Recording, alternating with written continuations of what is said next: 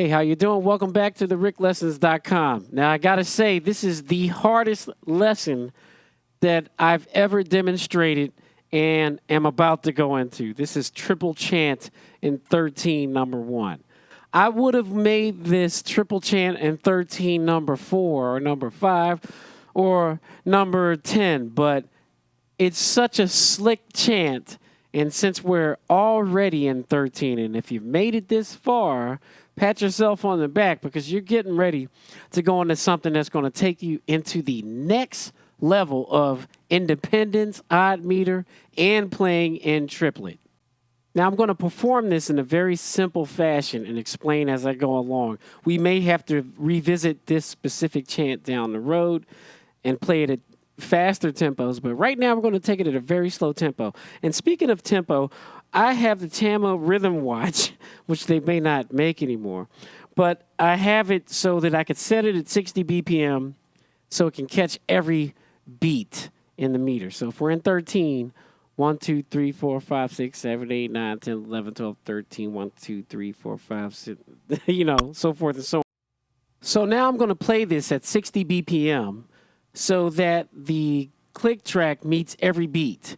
Every click you hear is a beat. So cack, cack, cack is going to be 1, 2, 3, 4, 5, 6, 7, 8, 9, 10, 11, 12, 13.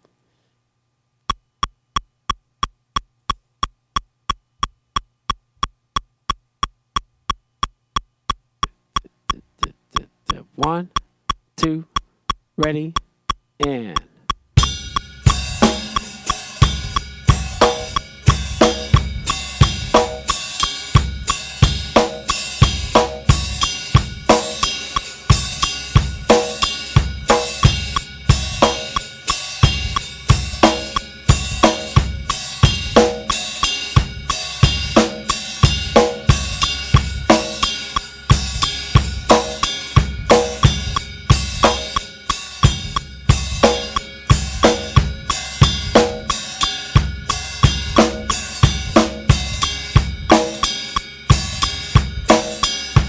Okay, so this chant has 3 measures in it. So the reason for three measures is probably because it's a triplet and everything's in 3s. But you'll notice that the ride cymbal starts on beat 1, or the downbeat of the first measure. And then on the second measure, it comes in on beat 3. And then on the third measure, it comes in on beat 2. So to be exact, if we're looking at the ride alone, it's on beats 1, 4, 7, 10, and 13 of the first measure. And then the second measure, it's on beats 3, 6, 9, and 12. And then the third measure, it's on beats 2, 5, 8, and 11. Yes, I had to mark this. Now, of course, you're not going to think of that while you're playing, but it's just something to take note of while you're learning the structure and the form of this chant. It's very interesting. So what I'm saying is everything never changes. The ride never changes. The snare part never changes, nor does the hi-hat, which plays opposite the ride cymbal. So you can take note of things like that. One thing I want to say is that although I'm saying 60 BPM, the triple click you're hearing is actually triplets off at 60 BPM. So if I were to not play the triplets, it'd be like, that's with the triplets, right? But the 60 is right here, right? That's the 60 BPM. So when you put triplets on that, that's what I mean by that. And that's why I'm using this Tama Rhythm Watch. So but, again, play along with me in the lesson, okay? And whatever, use your click, even if you have to use 120 BPM, to mimic the sound of this, okay, when you're practicing. So it lands on the triplets. Gack, gack, gack. You just need it. It really doesn't matter the numbers. The tempo just has to be slow. Triple it, triple it, triple it. When you start doing these chants, okay? Especially for this one. So here we go. 1, 2, 3, and.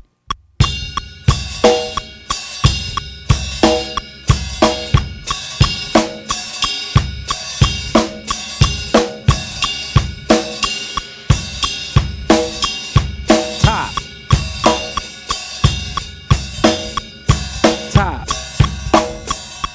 Sorry.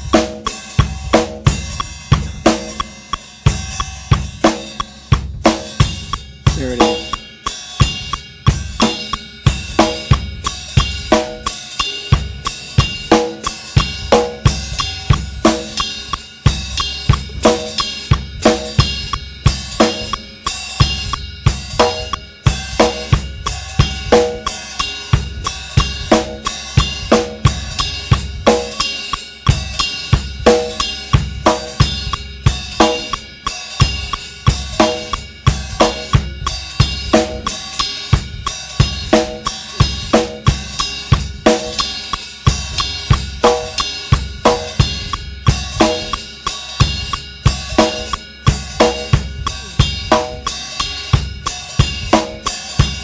All right.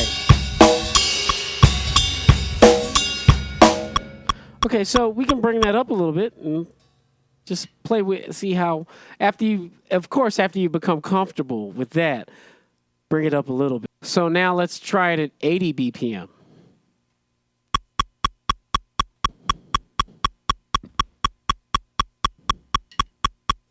One, two, three, and...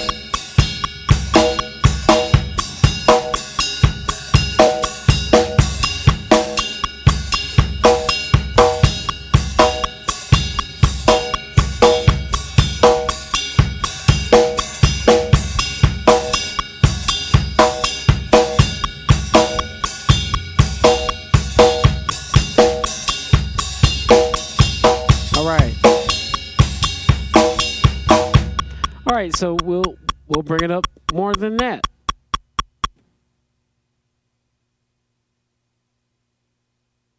Let's try 100 BPM.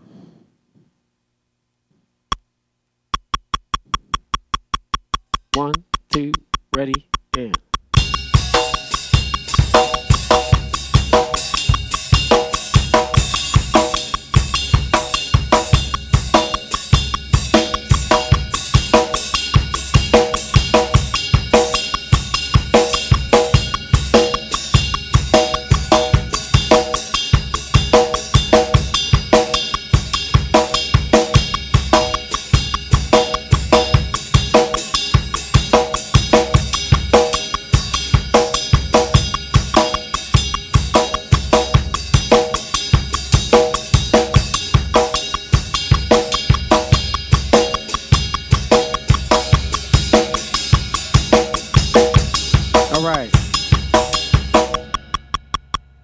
Now that takes a lot of skill. There was a massive difference for me between the 80 and the 100.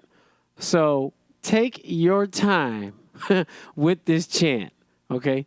Don't go beyond 100. Not now. Don't do it. Just don't do it. I'm going to be straight up with you. Don't do it, because this chant exercises massive independence, playing in triplet and 13 all at the same time. You really don't want to push your brain any further than that, and you shouldn't have to in anybody's music. So let's go back and check out the snare drum and the bass drum part, just that alone. So that's how I flex on opening up. I want to be able to kind of open up on the chant, but then go back to the chant. So let's say we're back at 80 felt good. Now I'm going to try to open up on this chant a bit based on the kick and the snare pattern at 80 BPM. I want to get it in my head first. triplet, do do got, do do got, do got, do do got, do do got, do got, do do got. I'm gonna bring the ride in, and then take it out and play the shape with the snare and the kick, and then try to open up on that. That do that do do that do do that do that 1, 2. Here we go.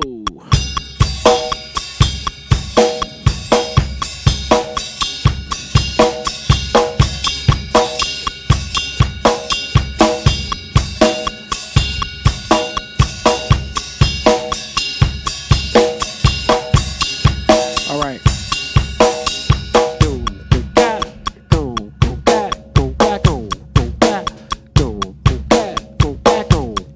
It's like a hiccup there.